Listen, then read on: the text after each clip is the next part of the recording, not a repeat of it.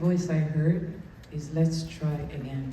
Let's try to understand you, me, this machine. And I went on a long, long journey of trying to learn every single tool I could. Everything I can imagine. And every tool, it helped me to reach that better version that I was expecting to be. Right before October 7th, if to be specific, in July 2023, I was celebrating my 40th birthday, a new decade. And I was in my peak point in life. This journey that I took, it gave me meaning, it gave me purpose. I got to know myself, I was so excited. It's like I got to know a new friend. And I took some challenges with myself to break these boundaries in my head, to break all limited thoughts. And it helped me, every single one of them. Well, the last challenge I took, and I even wrote it in my schedule over the phone, was surrendering to the unknown, the journey to the unknown. Because I know that I committed to see the signs, and I committed to see everything on the way. I committed to see the people, I committed to see the view, I committed to see everything. So I bought myself a plane ticket to Thailand. I didn't book anything. I didn't book no hotels. I didn't know who I'll meet on the way. I flew by myself. I'm 40 years old. Why is it so important to you to go across the world just to test yourself? Well, I had to take myself to the extreme. I was scared at the beginning, but then I stepped, my first step into the airport. That's how my whole journey in Thailand looked like. It was a chain of people, and each one introduced me to the next one, and with each one, I'm becoming more and more confident, and I'm closing more and more circles. And I had this amazing journey. One of those people was a 22 years old girl. She was a feisty businesswoman, so before she asked me what's my name, she asked me, where is the jewelry from? And I smiled, I said, it's mine. She asked me if I have a website, if I'm selling them. And I told her that I am just starting because I also took a challenge to become that artist, that freak person that I want to be. I'm a writer, I'm a painter, I do many things. She said, I have the best opportunity for you. I'm gonna introduce you to the Nova family. There is a festival coming up in 3 weeks. There are gonna be 4,000 people, 3,000 people. That's gonna be an amazing start for you. I had 3 weeks before the Nova, and I looked at her and smiled and said, it's impossible. I assembled in everything by hand, one piece to each person. Because I truly believe that it belongs to one person only. Well, she looked at me back with her business face, and I said, okay, fine. Well, I learned that all the impossible is so very much possible if I'll just choose to. So I came back home, and for 3 weeks, I worked day and night.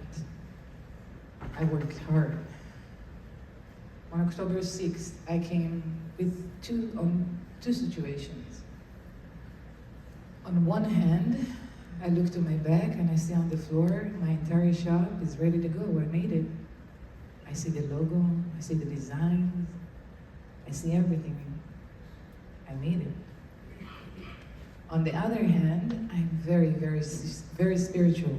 I'm very connected to myself. I'm very aware to my physical body. And I was resisting.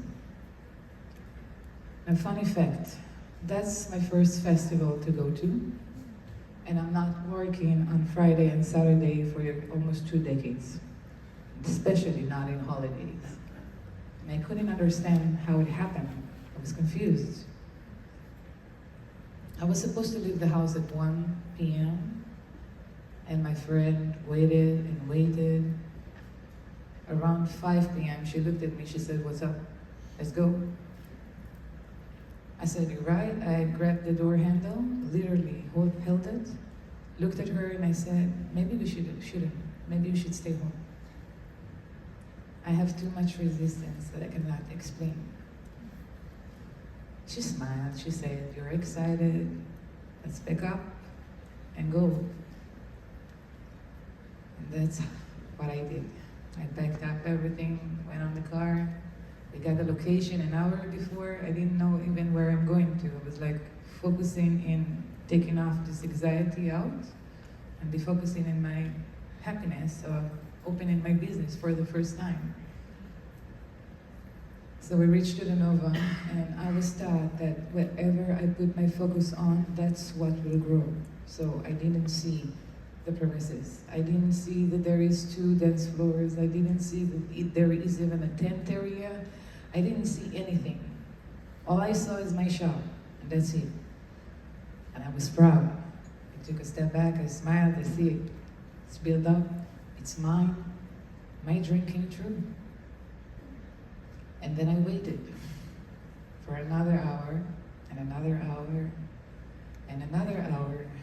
And around 1 a.m., the producer came across my shop and they say, "It's beautiful, but it's not enough." All I heard, "You're gonna sell everything." I was happy.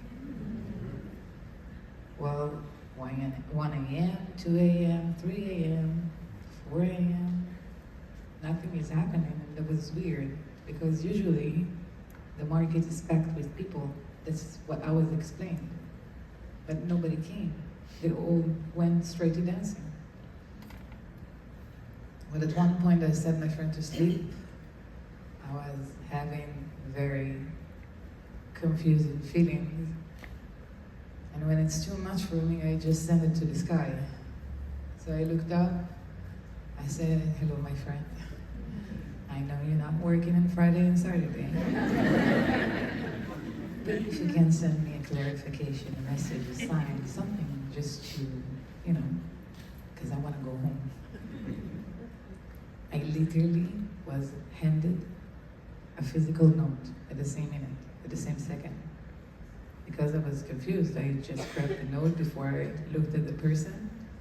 I opened that note and it was saying, "There is logic in the craziness, and there is no life without giving life, the scale of life." I repeat, there is logic in the craziness. I'm having craziness. I raise my head up. I see an old lady, 66 years old, dressed up, having her 3 children behind her. Her name is Mona. You can look up her story. She's having a crazy story. But she handed me with that note because what I was explained, that she gets signs or messages, she writes them on paper, and she passes them to randomly to people. I got that note. I looked at her, I said, "Is this supposed to make me feel better?" She just smiled. She said nothing and walked away. And I was left with that panic, which was growing by the hour. But when 6 a.m. arrived, something happened. The sunrise came up. And I just came back from Thailand, I've seen so many sunrises. But this one in particular, it was different. At 6 a.m. in the morning, after the entire night happened, it's the minute that you see the faces of the people. And everybody is happy. I sat down the entire night, covered up with any fabric I could find, drinking tea, sitting on a chair next to my shop. 6 a.m., I see happy people. This is not my scene, but that's a beautiful community because I saw the difference in a second. Different ages, different occupations, different nationalities, different cultures, but at the same second, everybody on the same frequency, celebrating freedom. That was beautiful. So nothing happened. I didn't sell anything. That's maybe what he wanted, not to sell anything on Shabbos. I'm fine with it. But I was grateful for that moment. I said, you know what, nothing happened. I basically came before Shabbos happened, so I didn't do anything. I'm gonna leave after. But thank you so much for this moment. Thank you so much for witnessing this second. 29 minutes after that moment, two rockets in the sky, everything changed.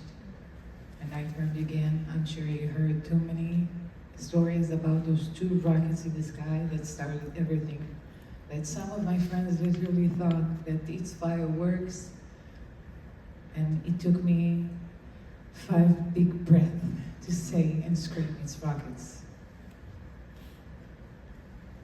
Against all odds, against all what other people did, we are vendors. So we brought our cars back into the premises.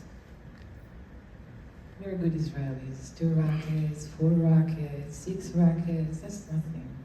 It's gonna end, right? 10 minutes, 20 minutes, 30 minutes, 40 minutes, doesn't stop. Another fact, I served the army 23 years ago. I served the army during Hamat Magen's war. I know the sound. I served in Givati, I served on the border of Gaza. What I heard at that moment was RPGs, grenades.